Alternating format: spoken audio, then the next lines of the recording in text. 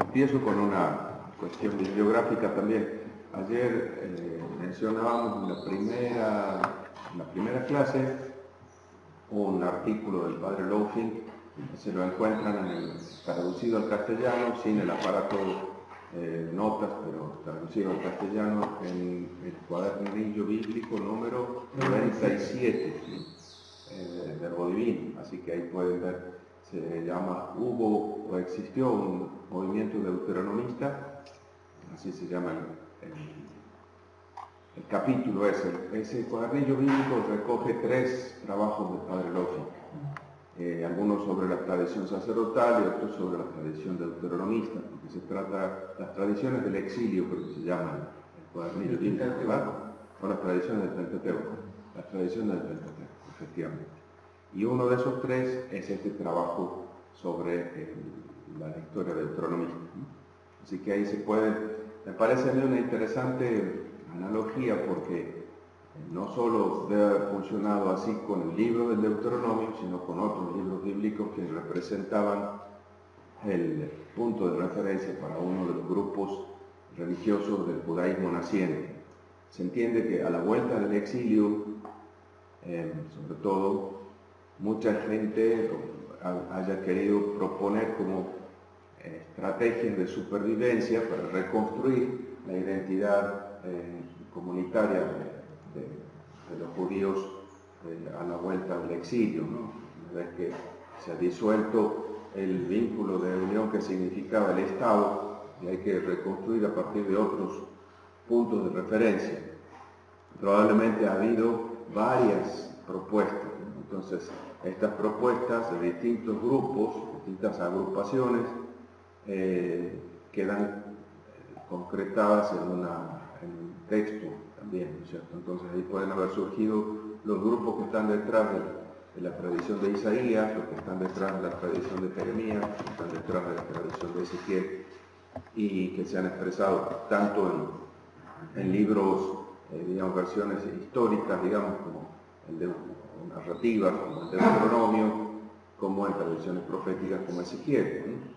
O en una versión de la historia desde la creación hasta la constitución del templo, en el caso de la tradición sacerdotal, y una tradición profética como la de Ezequiel, ¿no es cierto? Segunda cuestión bibliográfica, el tema de historia.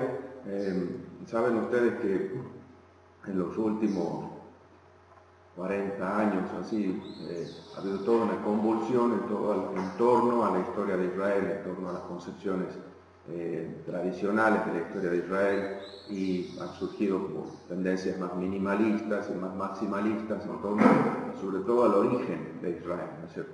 Pero fundamentalmente en torno a la utilización de la documentación bíblica, es decir, de los textos bíblicos como documentación histórica. O sea, algunos dan más valor y otros menos. Entonces esto ha hecho que obras tradicionales como las de Knott o las de Albright hayan quedado totalmente caducas, ¿no es cierto? Pero no solo, incluso otras posteriores como las de Herman o las de Sojin, también hoy son tomadas con pinzas, ¿no? En muchos de los puntos. Entonces, en castellano no teníamos ninguna bien actualizada. Habíamos propuesto, les propuse al Verbo Divino, a Sígueme, la traducción de algunas de las historias de Israel más nuevas, ¿no? Las de Axel Nauf y Guillaume, por ejemplo, o las de Frebel, Historia de Israel, una historia, Christian Frebel, profesor de Bochum, discípulo también de Zenger, que trabaja en la introducción al Antiguo Testamento de Zenger. Empezó con una breve introducción a la historia de Israel y después terminó haciendo un libro, casi 500 páginas de historia de Israel. Bueno, ninguna se animaba a traducir, publicar o traducir del alemán, publicar, y el público no es muy extenso. Pero bueno, por lo menos una muy breve, la de Dan Schipper, el profesor de Berlín, se ha traducido ahora recientemente, en ediciones Sígueme, ha salido una breve historia del antiguo Israel, realmente breve, son 150 páginas en la traducción castellana, 100 en el alemán que siempre ponen las letritas chiquitas. Bueno, esta es una linda edición, una buena traducción, y si bien es breve, realmente breve, la historia de Chipre, sin embargo está muy bien documentada, muy bien actualizada, muy bien, está documentada con los últimos avances de la historia, de la investigación de la historia de Israel. Así que aquí también pueden encontrar entre las páginas 76 y 86 de esta historia de Israel, pueden encontrar las referencias a este periodo al que estamos haciendo referencia. En 10 paginitas, un poco el contexto. Lo que pasa es que nosotros estamos relacionándolo con el libro de Jeremías particularmente, y eso es lo que nos puede hacer como más útil esta presentación panorámica. Entonces, han quedado algunas cuestiones.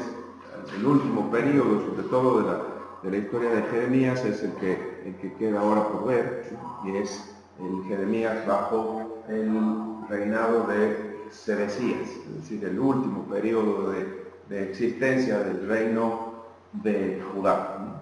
Entonces, aquí enganchemos un poquito con la época de Joaquín y pasamos a la última, la de Sedecías.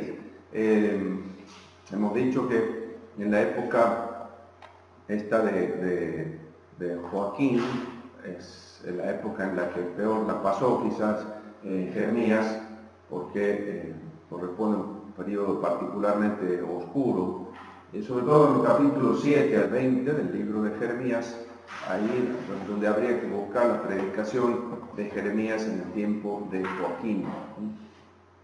Las célebres confesiones de Jeremías, esa especie de salmos de lamentación o de súplica o de confianza, están insertas precisamente en esta sección del libro, ¿cierto?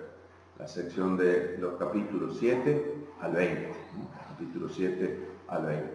Entonces, estas plegarias son todavía complejas en su interpretación, porque en el fondo expresan las pruebas experimentadas por el profeta, las dudas que lo asaltaban, pero también reflejan la experiencia religiosa de sus discípulos, ¿no? Volcada en esos textos, ¿no? En el exilio surge una forma de literatura interesante que algunos estudiosos hablan de una poesía de roles, por decirlo así, es decir, textos como los que figuran en el libro de Isaías, por ejemplo, o algunos de los Salmos, o estos textos de Jeremías, en donde la experiencia religiosa de las comunidades exílicas, de los grupos religiosos del exilio y del postexilio, se expresan personificándolas en un personaje, ¿no es cierto? El siervo en Isaías, el orante de los salmos, que a veces incluso es David, ¿no es cierto? Y también aquí el profeta Jeremías. Entonces, siempre va a ser problemático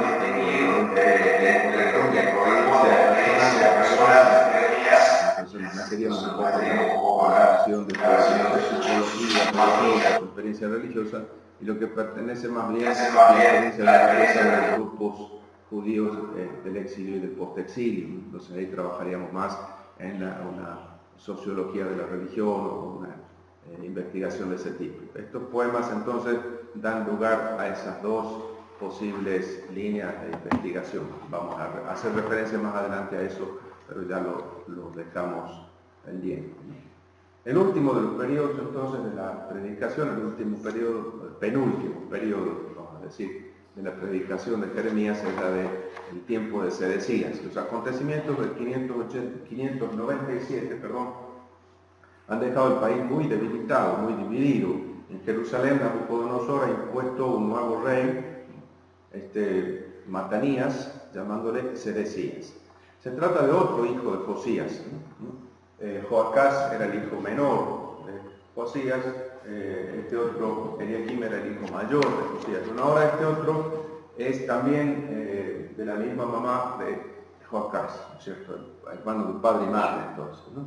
Se trata entonces de otro hijo de Josías puesto ahora en el poder, pero desde ese momento va a recuperar la influencia en la corte, en la familia de Safán, porque acuérdense que es de la misma orientación política y religiosa de Joacás, probablemente inspirada por Safán.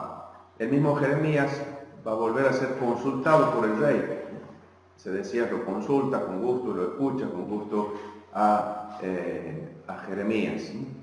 El advenimiento de Sedecías parece haber reanimado la esperanza de ver restablecida la justicia en el país. De hecho, el nombre, Tzidki Yahu, el Señor es mi justicia, ¿no es cierto? El mismo nombre, habría que ver, hay varios artículos sobre ese tema también. Pero este rey es un rey muy vacilante, heredaba una situación muy comprometida desde todo punto de vista, ¿no? Porque entonces va a ser muy difícil impedir lo que parece inexorable, ¿no? Incluso hay un problema de legitimidad con el que va a tener que cargar, porque tiene que reinar cuando está claro que hay otro rey en el exilio. Es decir, este no se muere, está simplemente en el exilio, ha sido llevado prisionero, como prisionero político pasará sus días en Babilonia, ¿verdad? O aquí. Es un problema serio para imponer su autoridad también. Además están buscando en la corte estos partidos que pro-egipcio por un lado y pro-caldeo por el otro, unos que abogan por la aceptación del yugo babilónico, una política realista, digamos así. Esta es la situación, es lo que hay que aceptar, este vasallaje, pagar los tributos y vivir lo mejor posible en esta situación. En cambio están los otros que buscan la rebelión contra Babilonia, apoyados por un apoyo, como digo, más teórico que real de Egipto, ¿no? Porque cuando las papas quemen y realmente busquen esa ayuda, vamos a verlo a continuación, brillan por su ausencia los egipcios y dejan que estos se quemen solos, ¿no es cierto? Entonces, alrededor del 594 estallan una serie de levantamientos en la misma Babilonia y entonces el emperador no babilónico tiene que ocuparse en sofocar, en controlar esos problemas internos y además sube al trono de Egipto un nuevo faraón. Y bueno, entonces Sedecías parece que entra en una coalición, vamos a verlo ahí en el capítulo 27, una serie de embajadores que están presentes en Jerusalén, uno dice, ¿qué hacen aquí? Probablemente están tramando una coalición anti-babilónica, arengada, propiciada por el faraón, ¿no es cierto?, que los manda al frente y él queda en el trasfondo, en el trastienda. Esta crisis, bueno, esa rebelión entonces va a llegar a los oídos, por supuesto, del emperador caldeo. El sistema de espionaje que había era impresionante. Un amigo mío, que es el vicerrector del Biblicum, Peter Dubovsky, tiene su tesis doctoral sobre el sistema de espionaje de asirio de Sennacherib, en la época de Sennacherib. Así que las paredes oyen, de todo se enteran en Asiria, de todo se enteran en Babilonia, ¿no es cierto? Enseguida llegan las noticias, aunque no tengan micrófonos sobre las mesas, bajo las mesas, lo mismo se enteran, ¿no? Entonces esta crisis va a suscitar un conflicto en el ámbito del profetismo, porque va a haber algunos profetas que apoyen la rebelión y digan, sí, ya se termina el yugo babilónico, ¿no es cierto? El profeta Hananías, por ejemplo. Y el profeta Jeremías dice, no, hay que aceptar el yugo babilónico, Nabucodonosor es el siervo del Señor. Dios ha puesto en sus manos todas las naciones mientras le toque, hasta que le toque el turno también a él, ¿no? Ese conflicto del profetismo plantea fuertemente la cuestión de la verdadera y la falsa profecía y cómo distinguirla, ¿no es cierto? Vamos a ver los capítulos 27, 28, 29 tratan sobre eso. Bueno, entonces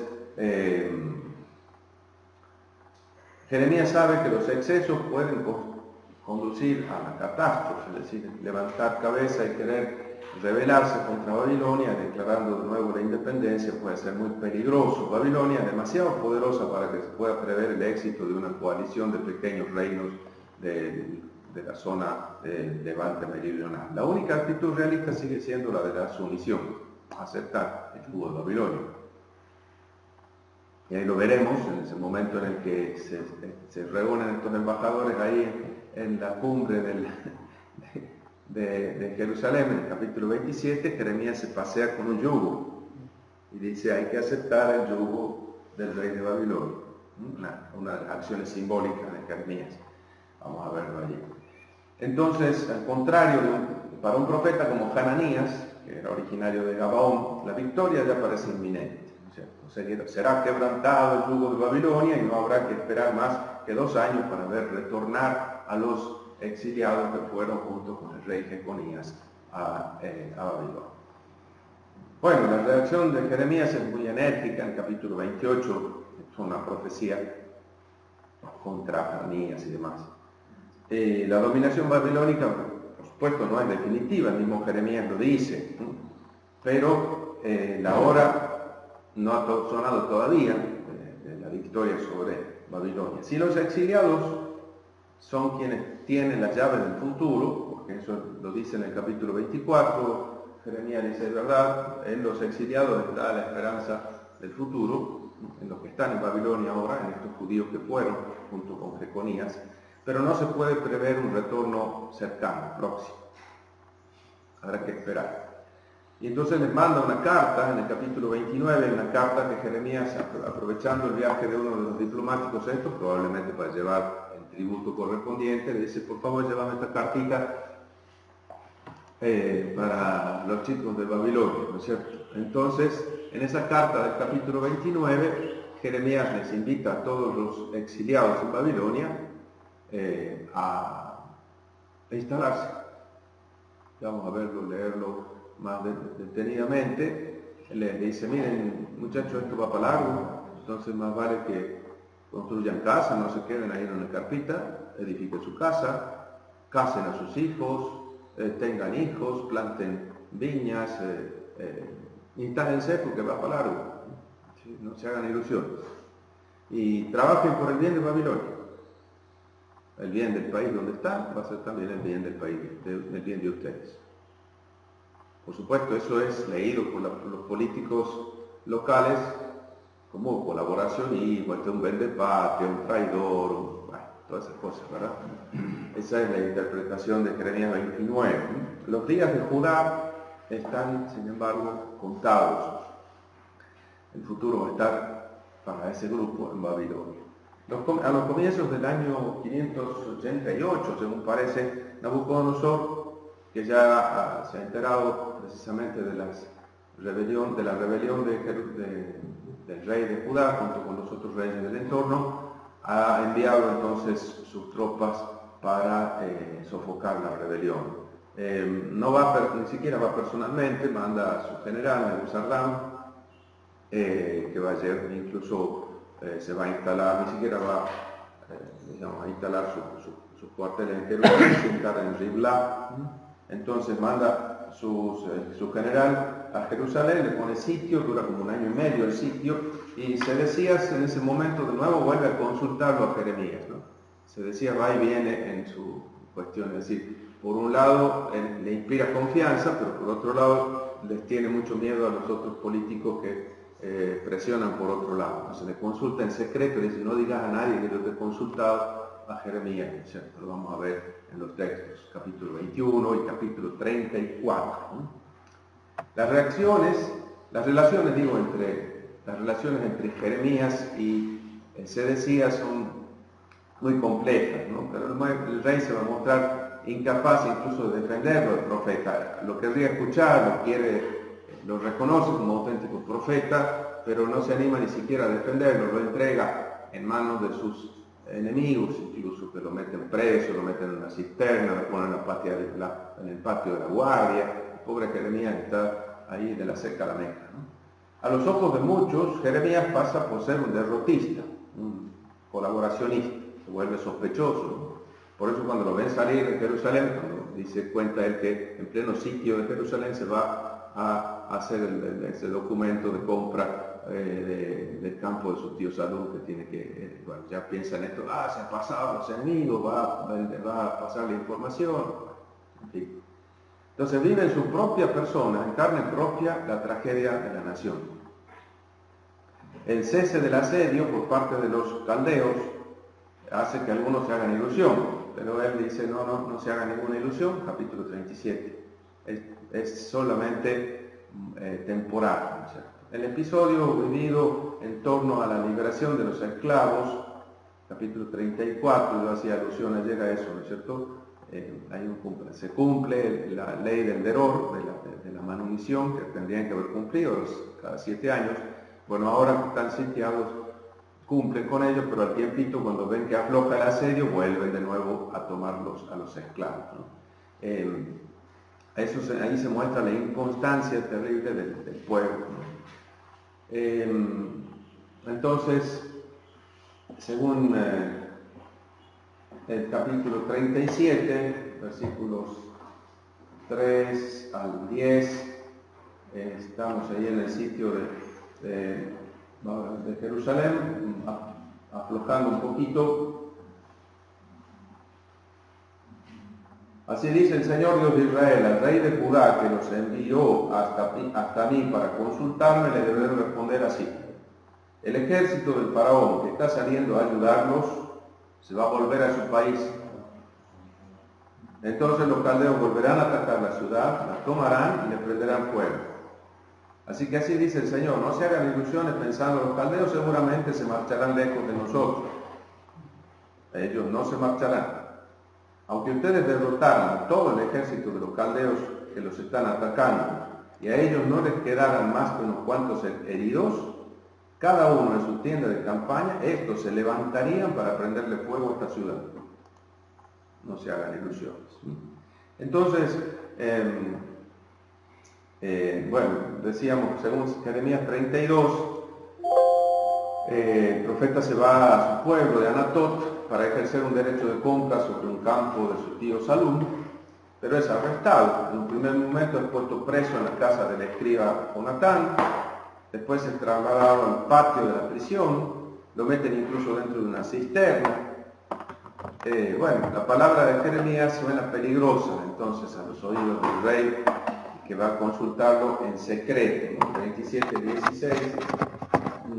Así fue como Jeremías fue arrojado a un calabozo subterráneo y allí permaneció durante mucho tiempo. El rey Sedecías lo mandó sacar de allí y en su palacio le preguntó en privado: ¿hay alguna palabra de parte del Señor? En privado. Jeremías respondió: claro que la hay.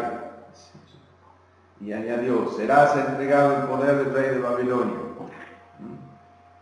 Bueno, entonces Jerusalén cae en agosto del 587. Las autoridades caldeas, sin embargo, van a proteger al profeta. Y uno dice, ¿por qué?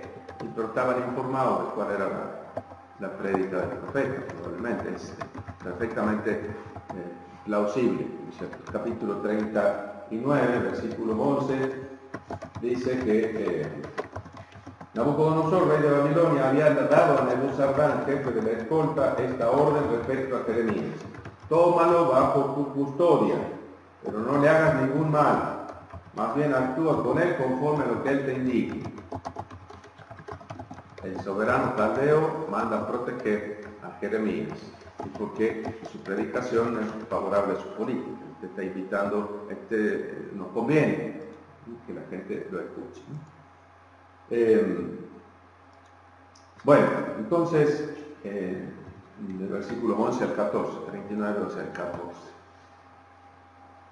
Después de la destrucción de Jerusalén, una destrucción parcial, ¿no? Aquí también tenemos que matizar las imágenes que nosotros nos hemos hecho a partir de las narraciones bíblicas, que son como simplifican, ¿no es cierto? Parece que todo Israel, todo Judá fue deportado, todo el país quedó destruido, no quedó nadie, quedó vacía la tierra, todos están en Babilonia y un día todos volverán.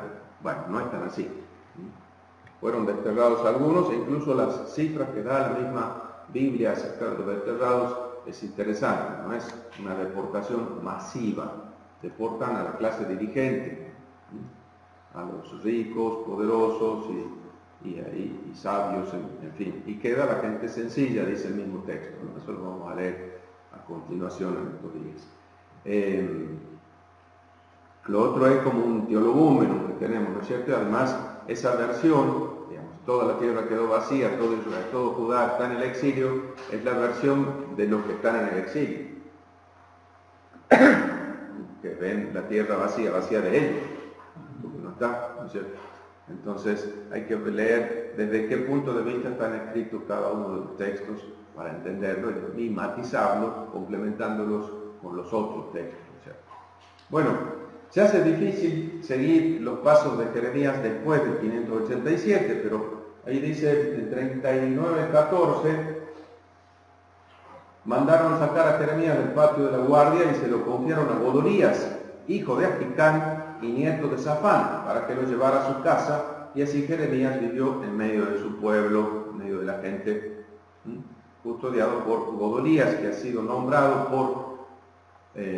por el soberano caldeo gobernador de Judá. Es decir, lo que se destruye se destruyen los muros de la ciudad, porque eso es simbólico, los muros de la ciudad significan la independencia, y probablemente se destruyen algunas partes, sobre todo la ciudad de Jerusalén, queda muy deteriorada y muy deshabitada, y parte de Judá, pero el resto del país queda prácticamente igual, sobre todo la parte norte del territorio de Benjamín, incluso podríamos decir que es más floreciente, es decir, se multiplican los asentamientos de habitación en esa época del exilio, digamos así, de la deportación. Y se establece como capital administrativa el sitio de Mizpah, el judaísmo, ¿cierto? Mizpah. Allí Godolías pone su centro administrativo y queda una muy pequeña guarnición de soldados caldeos, no muy grande. Entonces, en 41 dice palabra que le llegó a Jeremías de parte del Señor después que Nebuzardán, jefe de la escolta, lo enviara desde Ramá, donde lo había rescatado, al encontrarlo atado con cadenas en medio del grupo que iba cautivo de Jerusalén y de Judá a Babilonia. Cuando el jefe de la escolta sacó a Jeremías, dijo, bueno, entonces ahí lo rescata, lo ve en medio de los prisioneros que están yendo a Babilonia, lo rescata y lo manda con Godolías. Va a Mizpah para reunirse con Godolías, donde se entera que ha sido nombrado gobernador de las ciudades de Judá. Pero ¿qué pasa? Vamos a ver después que en esa época entonces se pacifica un poco la situación y algunos de los soldados que han ido huyendo al campo, al desierto, en fin, vuelven a la ciudad, entre ellos un jefe que es Juan, hijo de Careas, leal a Godolías, después otros que están también, otros de grupos más nacionalistas, más relacionados con la dinastía de David, como Ismael, que se han ido a refugiar en Amón, un país vecino. Baalis, el rey de Amón, está rebelado contra Babilonia y va a intentar también que los judíos que quedan se rebelen contra Babilonia, va a apoyar una especie de golpe de estado. Entonces Ismael termina matándolo a Godolías, matando a los soldados de la guarnición caldea que quedaba custodiando Jerusalén, y entonces los poquitos que quedan tienen que salir corriendo antes que llegue la represalia de Babilonia. Efectivamente llegan en 582 y ahí se produce la tercera deportación. Entonces esa no la he puesto aquí. Entonces Godolías puedo poner aquí. Y Godolías está entonces entre el 580 587 y 582. Y efectivamente es entonces cuando se produce la tercera deportación. Ahí entonces vamos a verlo. Bueno, todavía hay algunos pequeños rastros de Jeremías, que es obligado a huir a Egipto, ¿no? En ese momento él pronuncia incluso un oráculo contra Egipto y contra los judíos que ponen su confianza en las divinidades astrales y eso, pero es obligado a irse al exilio a él junto con su secretario Baruch, y ahí en Egipto se pierden las huellas. El libro conserva algunas de las intervenciones de Jeremías en Egipto, en el capítulo biográfico del final, que están como muy sobrecargados desde el punto de vista de la elaboración literaria.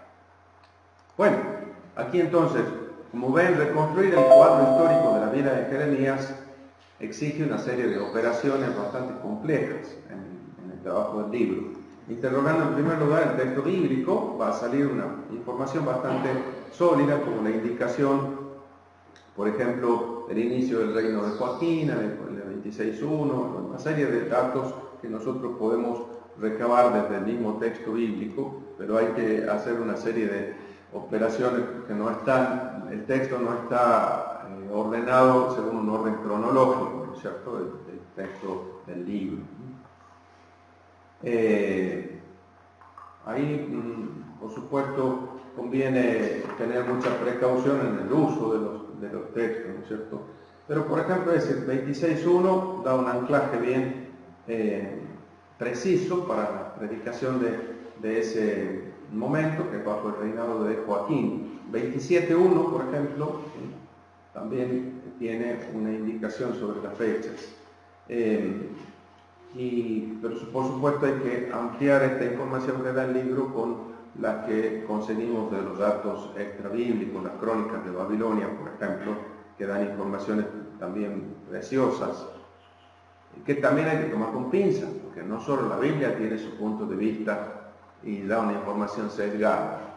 Los textos de los soberanos neobabilónicos también tienen su interés político y religioso particular y también ofrecen una versión interesada de los hechos, es decir, tampoco nos podemos tragar así acríticamente la información de las fuentes extrabíblicas como si fueran más objetivas que los textos bíblicos. No es así, no es así.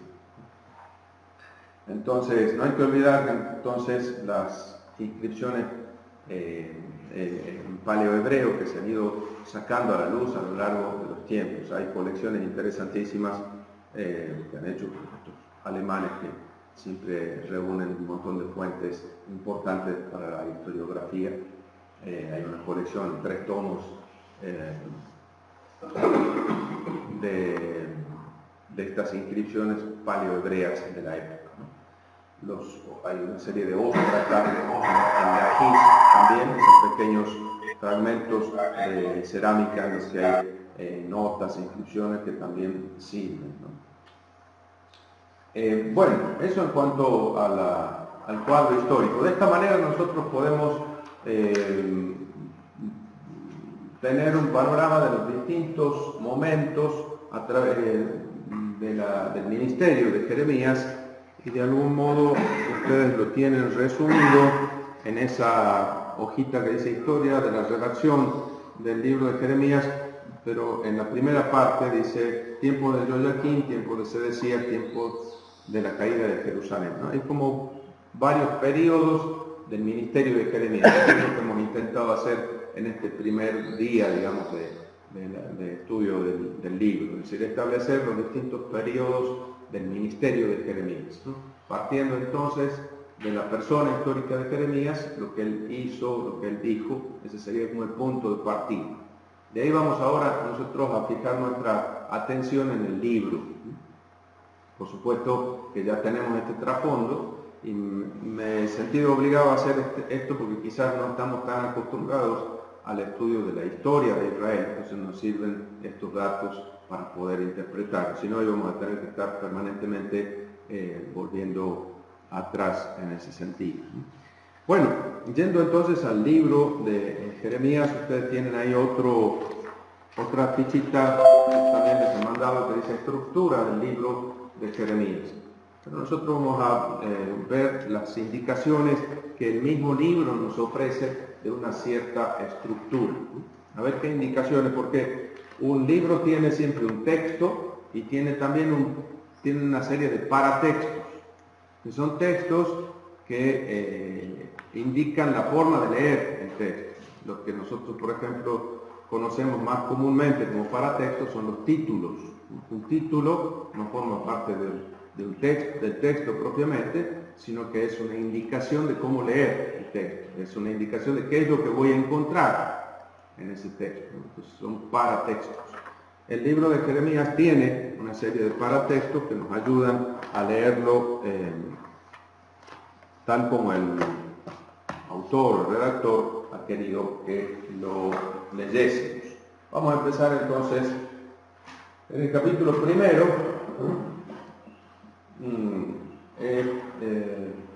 Ya hemos leído los versículos 1 y 2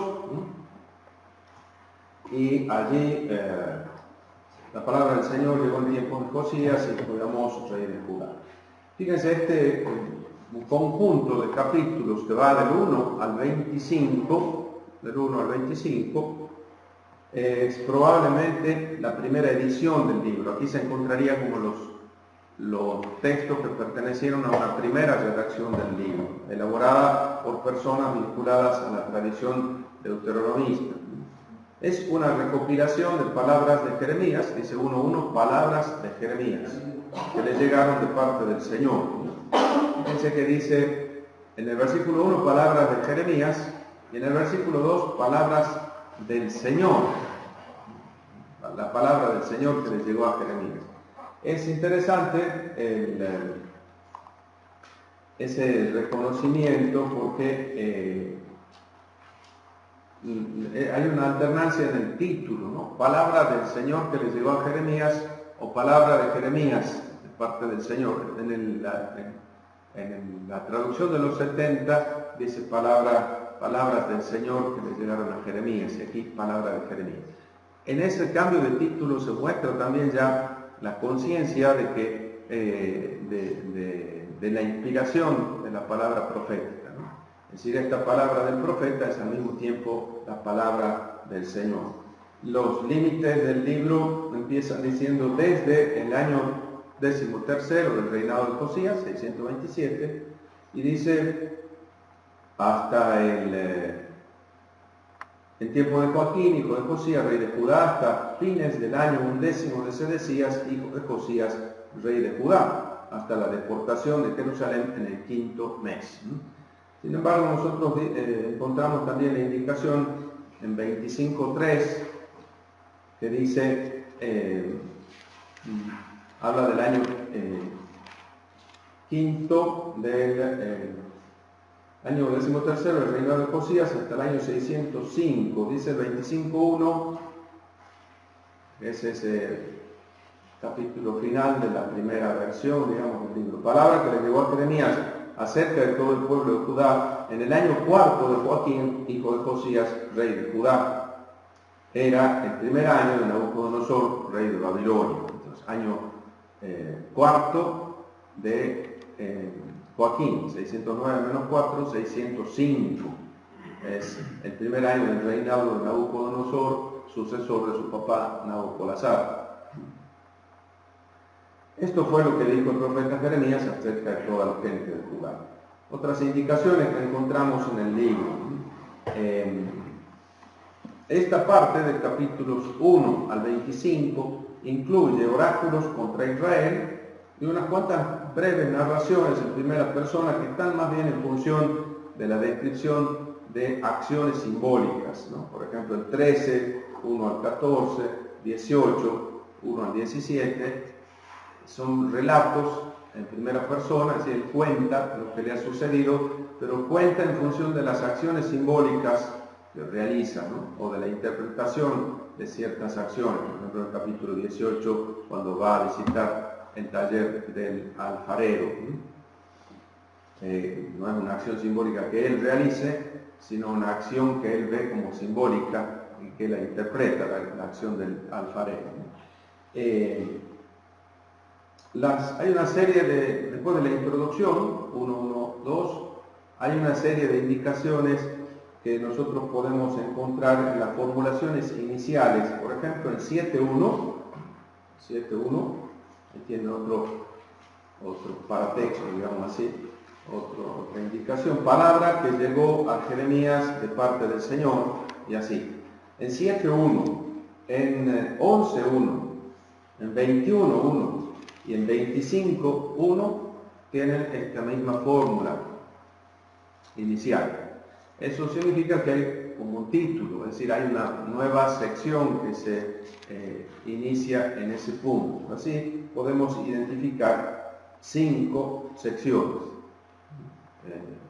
Es decir, esta distribución que nosotros hacemos aquí en la fichita no es arbitraria, sino que se funda en las indicaciones que el mismo libro ofrece, que uno con atención al libro puede estructurar. Sección 1.1 a 6.30. Esos serían oráculos que se remontan a los tiempos de Josías. 7.1 a 10.25 y 11.1 a 20.18, oráculos pronunciados bajo el reinado de Joaquín.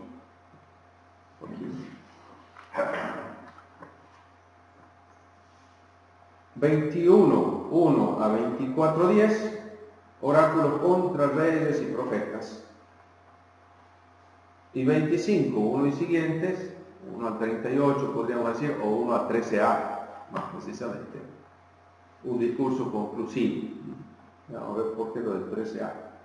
Vamos entonces a 1.1 al 6.30, en la primera sección, ¿verdad? El ministerio de Jeremías se ubica primero en la historia de Judá, 1.1 al 3, ¿cierto? Se cuenta su vocación, versículos 4 al 10, antes que yo te modelara en el vientre materno ya te conocía, empieza, ¿no es cierto? Se van a, bueno, por supuesto la vocación revela también el carácter dramático de la situación, versículos 11 y siguientes, dice: la palabra del Señor me llegó, ¿qué estás viendo, Jeremías? He visto una rama florecida de almendro, de vigilante. Se dan las razones del castigo que sobreviene, versículos 15 al 19. Yo mismo estoy convocando a toda la familia de los reinos del norte. Ellos vendrán y cada uno tomará su lugar en los tribunales de Jerusalén para juzgar y condenar a Jerusalén y castigarla.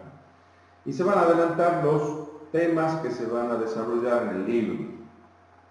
Fíjense, en 1.10 ya se da en un solo versículo de algún modo el contenido del libro. Dice: mira, en este día yo te constituyo en autoridad por encima de las naciones y los reinos, para arrancar y derribar, para destruir y arrasar, para edificar y plantar.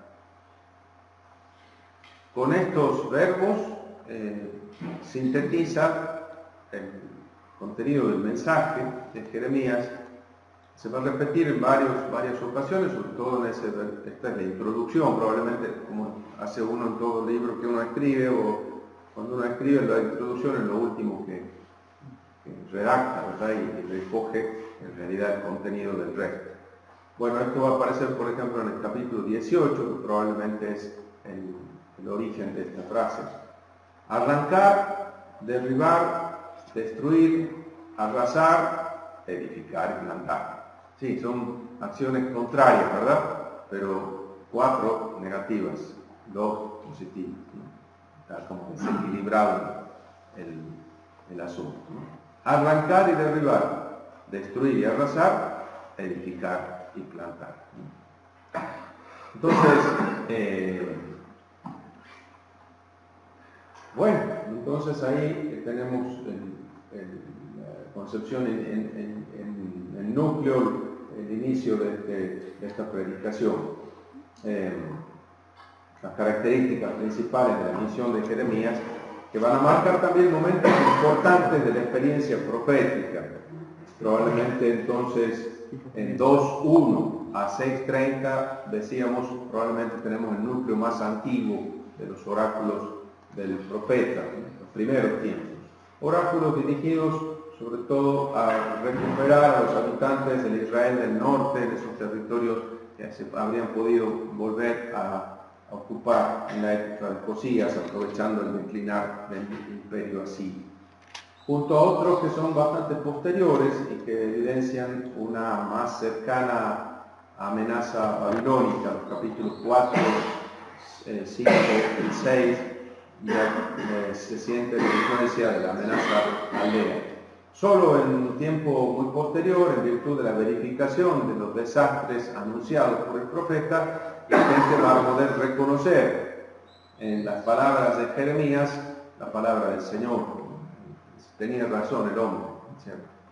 Había sido verdad lo que decía. Bueno, entonces ese reconocimiento, él mismo lo dice cuando da algún criterio para reconocer al verdadero y falso profeta. En el capítulo 18 del Deuteronomio también dice, cuando se cumpla la palabra de un profeta, se darán cuenta que su palabra era verdadera, dice, ¿no es cierto?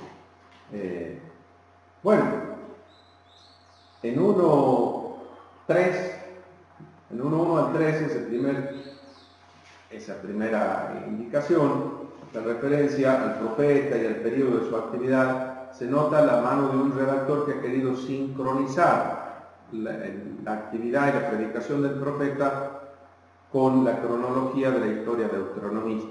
Y vemos que la mano deuteronomista es la que redacta el marco de ese texto. Como las vicisitudes del profeta ocupan un lugar tan central en el libro, lo que sucedió a Jeremías, se podría justificar la traducción que hace de este título. Dice, palabras de Jeremías, dibré, así empieza, ¿no es cierto? Dabar, palabra, ¿no es cierto? Y el libro empieza diciendo, dibré yirmeyahu ben hitkiyahu, ¿no? Dibré. Dabar es, sí, palabra, pero también puede significar acontecimiento, hecho, ¿no?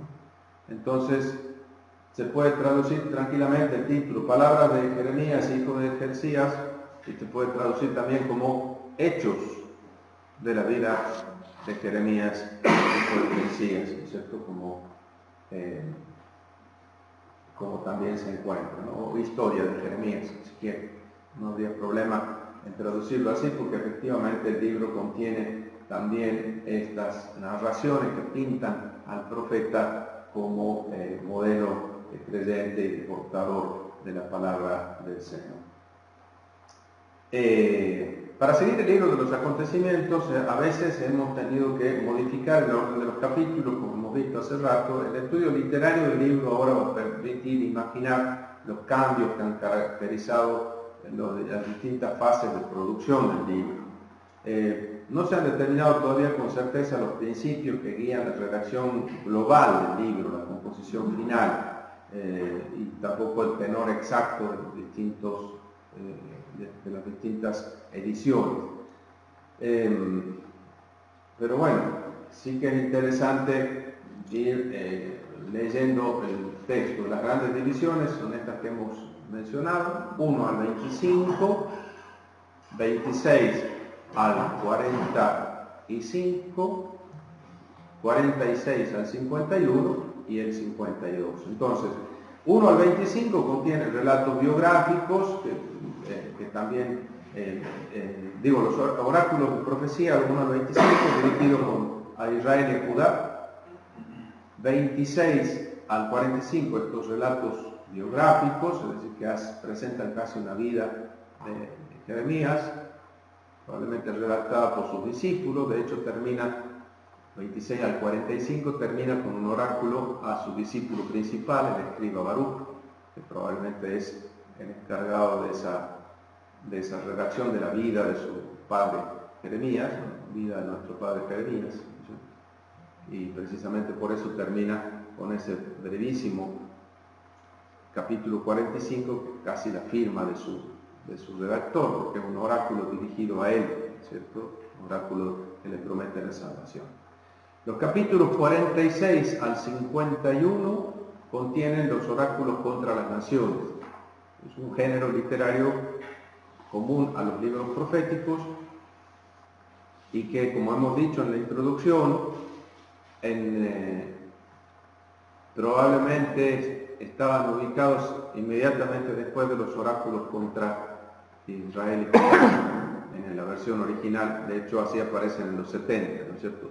1 al 25, y después ahí, en el 25, a partir del 25, 13b, empezarían los oráculos contra las naciones, ¿no? Pero hoy aparecen en los capítulos 46 al 51. Y al final, ese capítulo 52 es un capítulo duplicado, digamos así, de la versión deuteronomista de la historia con la que se cierra en la historia deuteronomista, segundo libro de los Reyes, capítulo 25, capítulo 24, 18 a 25, 30. Ese último capítulo de la historia deuteronomista es también el último capítulo del libro de Jeremías. Entonces, probablemente la mano deuteronomista también está detrás. Vamos a los capítulos 1 al 25, ese va a ser el objeto de la próxima hora. Vamos a leer esos capítulos e intentar entender un poco su lógica y detenernos en algunos de los oráculos por lo menos. ¿Alguna pregunta que quieran hacer ustedes? Creo que había algunas pendientes y otras que ustedes quieran hacer ahora. Tres. Ajá. Bueno, los presentes también pueden, ¿no? Si podés dar de nuevo el título del libro sobre la historia que nombraste al principio. Ben Schipper. Ponemos ahí. ¿Ahí se ve? Está calentito, recién salido del horno. Lo traje, este año lo traje de España. En marzo salió. Así que una buena traducción viene de Bernard Schipper.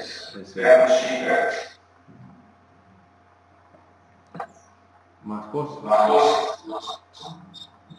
Jeremías es el mismo que encuentra el rollo de la doctrina del padre de Jeremías. Eso, digo, dos preguntas que hay pendientes para las que no tengo una respuesta inmediata, tendría que asegurarme, pero no parece ser inmediatamente identificable, ¿no? El que encuentra el rollo de la ley, el trabajo de reforma del templo, se llama también que el guía papá de Jeremías. Y la otra era cómo se entiende que el libro de los Reyes no menciona al profeta Jeremías, que es un personaje histórico tan importante. También tampoco tengo una respuesta inmediata, tendría que investigar, pero una respuesta así a bocajarro podría ser: si es el mismo redactor el que redacta uno y el otro, entonces no habrá sentido necesidad de hablar de él en un libro, porque había escrito todo un libro entero refiriéndose a él. Esa es una posible y rápida explicación, pero sí que es interesante preguntarse por eso. Por ejemplo, algunos se preguntan por qué si ya había empezado su ministerio Jeremías en el momento 27, en el momento en que Josías se emprende en reforma, en el 22, ¿por qué no le consulta a Jeremías respecto del libro de la ley encontrado en el templo? ¿Por qué le consulta a la profetisa Judá? Respuesta posible: bueno, probablemente Jeremías no estaba en Jerusalén, probablemente es el periodo reflejado en los capítulos 2, 3 y siguientes, en los que Jeremías está predicando en las poblaciones del norte, intentando reconquistar a los habitantes de aquellas regiones que antes habían sido israelitas y ahora han sido recuperadas por el reino de Judá. Respuesta. Otra pregunta. Si se presupone la muerte del profeta, se entiende que fue su secretario Baruch el que escribió el resto del libro. ¿Por qué no lo añadió a su propio libro Baruch? Claro, Baruch es un libro así llamado deuterocanónico, ¿verdad? Es un libro posterior, ¿no es cierto? No es un libro pseudoepigráfico, no es un libro escrito por Baruch, sino atribuido a Baruch. No hay que identificar al autor del libro de Baruch con Baruch, hijo de Nerías, secretario de Jeremías. Más bien al revés, ¿no es cierto? Se habla de un libro de Baruch, por eso se elabora un personaje como autor del libro de Baruch a partir del Baruch del que habla el libro de Jeremías. Más cosas. Y por ahí también ya se va viendo, digamos, a grandes líneas de la complejidad de lo que es la escritura ya del profeta, cómo se va amalgamando, digamos, y que no es muy simple con esto que a grandes líneas, digamos, cómo leer el libro de Jeremías. Claro. Sí. La lectura del libro requiere mirar permanentemente a la historia transcurrida, no solo a la historia a la que el libro se refiere, sino a la historia del libro mismo, ¿no es cierto?, que refleja acontecimientos posteriores, ¿no es cierto?, a los que el libro refiere en sí mismo, ¿no? Pero bueno, esto nos va a llevar, nosotros con el estudio del libro de Jeremías vamos a poder profundizar al menos en tres aspectos importantes de la teología, digamos. Uno es la teología de la palabra de Dios como tal. El segundo, la profecía o la interpretación profética de la historia. Cómo esa revelación de Dios en la historia, a través de la historia, acontecimientos y palabras, cómo acontece, ¿no? Cómo interpretar la voz de Dios, la voluntad de Dios, el mensaje de Dios en la historia. Una historia que es tan ambigua, tan complicada, tan opaca, ¿no es cierto? Cómo discernir allí la voluntad de Dios, es el gran tema de Jeremías. Y tercero, el ministerio profético. Es toda una teología del ministerio profético y su crisis en el libro de Jeremías. Son tres temas bien lindos que podemos profundizar en el estudio de los textos. A mí me llama la atención aquí cuando a Jeremías se le da su vocación, que se le dice, ¿no? Yo te establezco en este día sobre naciones y reinos, para arrancar y derribar, perder y demoler, edificar y plantar. No sé por qué, pero me viene a la idea que por un lado estaba Nabucodonosor, que era efectivamente el que venía derribando naciones, arrasando pueblos, y que también es llamado por Dios, que es mi servidor. Y tenemos por otro lado a este ignoto y humilde profeta que también tiene esta misión de arrancar y derribar, y también es colocado por Dios sobre naciones y reinos. Es como si fueran dos figuras contrapuestas, pero que a la vez son como en cierta manera los protagonistas. Pues es algo que se me ocurre, no sé si será así, ¿no? Pero como si Dios va tejiendo la historia y los acontecimientos, pasan estas dos figuras tan contrapuestas. Sí, es una posible interpretación, porque también se habla de sus siervos, los profetas, dice permanentemente Jeremías, ¿no es cierto? Los profetas son siervos del Señor, y el mismo Jeremías se refiere a Nabucodonosor como siervo del Señor, ¿no? Pero es curioso porque, bueno, como que a través de Nabucodonosor gestionaba la historia, digamos, los acontecimientos, y a través de otro las palabras, ¿no? La palabra que esclarece la historia, podríamos decir. Pero es también interesante, fíjate ese versículo 10 al que te referías, dice el texto que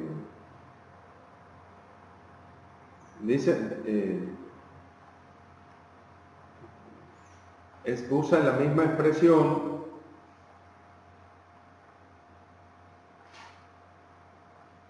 el texto, dice, aquí que yo te pongo, dice, acabo de poner mis palabras en tu boca, mira, en este día yo te constituyo en autoridad por encima de las naciones y las lenguas, ¿no? El constituir en autoridad, ¿no? Es decir, con la misma expresión prácticamente de la que se usa para decir que constituyo yo, por ejemplo, un gobernador, lo pongo aquí a Godolías como gobernador de lo que queda de Judá, bueno, así también lo constituyo en autoridad y sobre naciones, reinos, etc.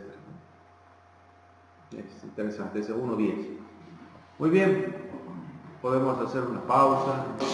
Una pausa de media hora. Media hora.